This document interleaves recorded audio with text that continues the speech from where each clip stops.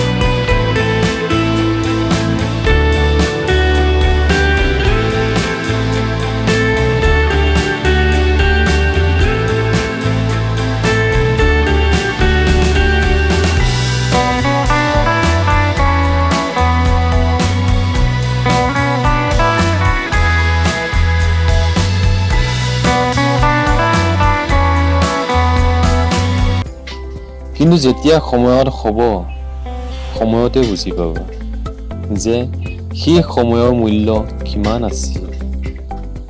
গতিকে সেই সময়লৈ ৰৈ নাথাকি সেই সময়তে এতিয়াই কৰি যোৱা।